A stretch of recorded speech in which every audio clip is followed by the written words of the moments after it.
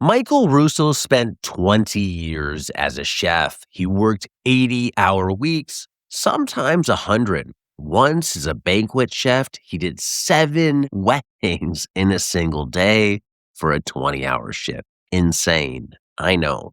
Then he looked around at the people above him.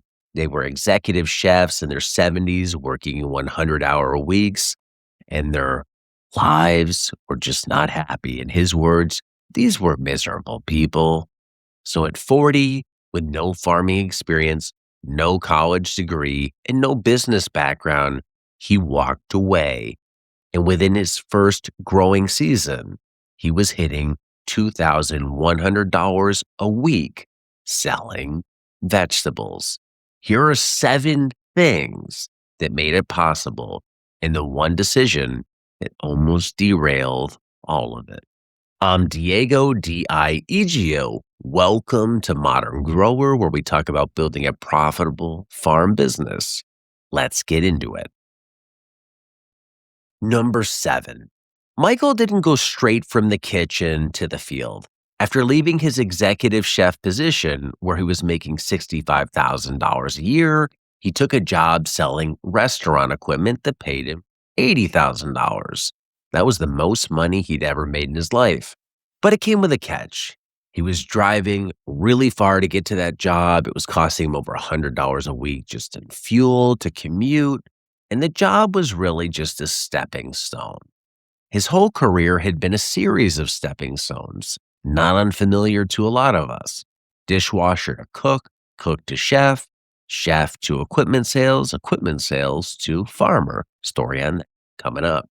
Each time he hit a goal, he realized it wasn't the fulfillment that he thought it would be. But what that equipment job gave him was 2 things. A 40-hour work week so he could start teaching himself how to grow food on weekends, and the cash to fund his farming dreams and buy infrastructure. Caterpillar tunnels, a paper pot transplanter, a Jang seeder. All of that was paid for up front, no debt. And by the time he quit that sales job, his farm was already partially built, funded entirely by that career that he was leaving behind. Number 6, before Michael went full-time, he was already selling, just not very much. He had one restaurant buying $50 to $200 worth of produce every other week. He was literally lugging coolers full of vegetables to his equipment sales job and trying to sell to his coworkers. At that point, the total revenue from his farm was about $6,000 a year for 2 years.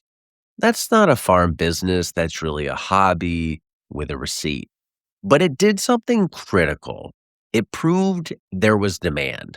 People wanted what he was growing. He just needed more production and a real sales channel to scale it up.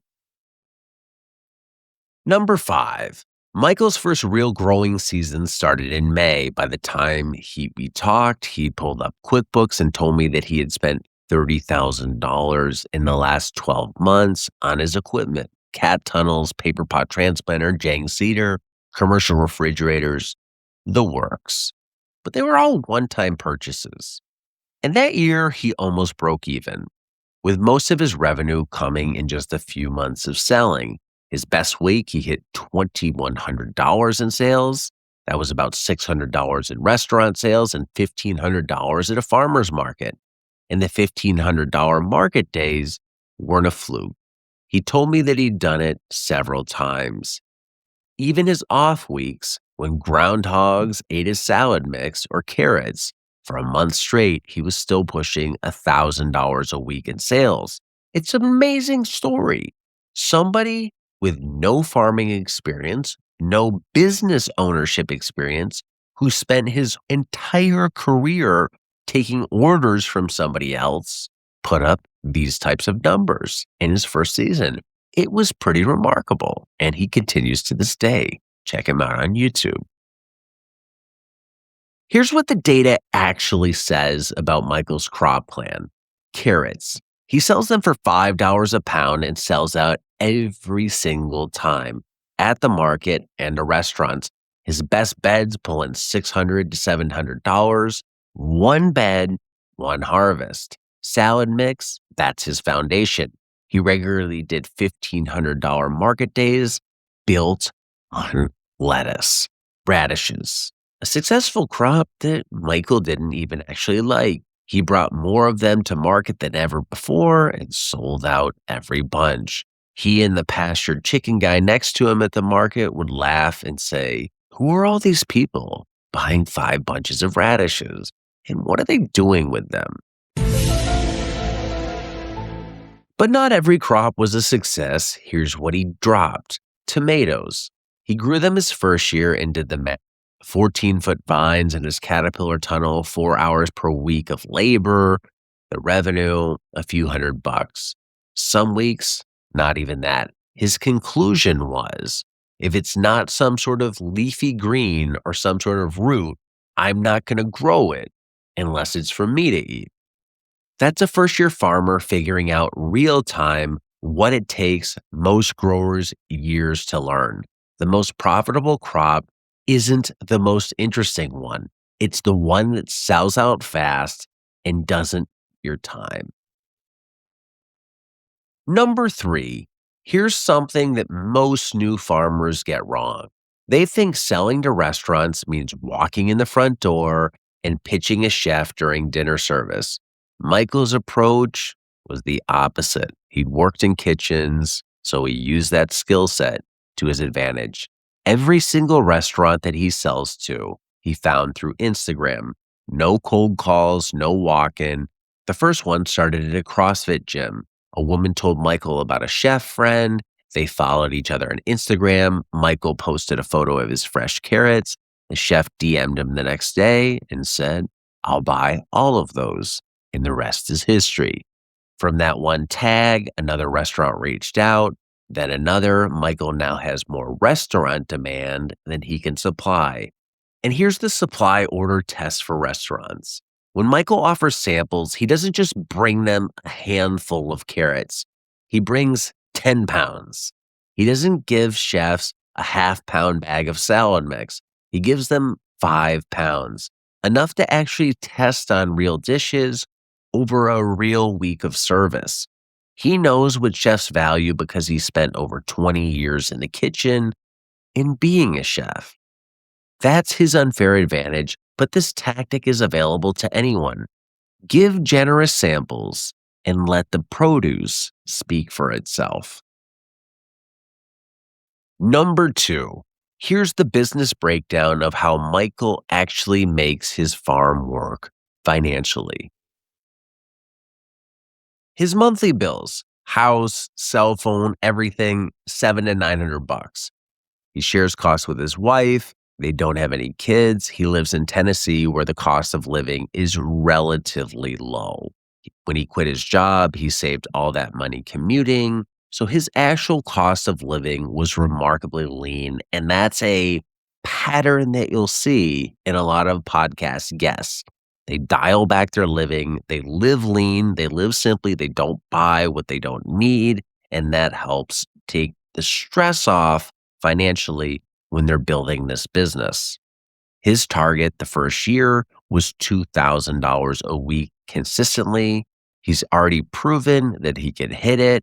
His long-term goal was $100,000 to $120,000 in annual revenue at 75% profit margins. In year one, Michael didn't try to replace his $80,000 salary. He matched his lifestyle to what the farm could produce. He cut expenses first and then grew revenue into that gap. That's the opposite of what a lot of career changers do. They try to scale a farm up to meet the inflated lifestyle instead of bringing the lifestyle down to meet reality. The single most important thing that Michael told me had nothing to do with crops or sales channels. It was this: everything takes twice as long as you think it's going to. He used to plan to harvest 5 beds a day, flip them, and build 3 more. That never happened.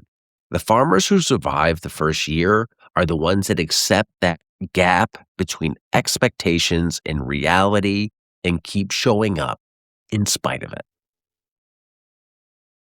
Number one, I asked Michael the first question anyone would ask a chef who became a farmer: which is harder?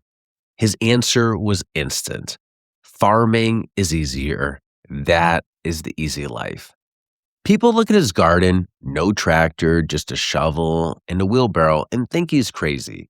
But they don't know what a 20-hour wedding day feels like. They don't know what 30 days straight with no days off feels like. They've never stood in a kitchen at 4 a.m. because there are no rules about when you can serve food at a resort. Michael isn't naive. He knows that farming is hard. He knows he probably can't do this exact model when he's 60. He's already said it'll be a stepping stone for something else, just like every other job before. But now in his 40s, he walks outside to go to work. Nobody cares that he's in the field right now. Nobody's watching the clock. And he told me if he won the lottery tomorrow, he'd still be on his farm. That's not a guy who escaped his career. That's a guy who finally found it. So check him out on YouTube and go build a business, not just a farm. I'll see you in the next one. Thanks for watching. I'm Diego, Diego. And until next time, be nice, be thankful, and do the work.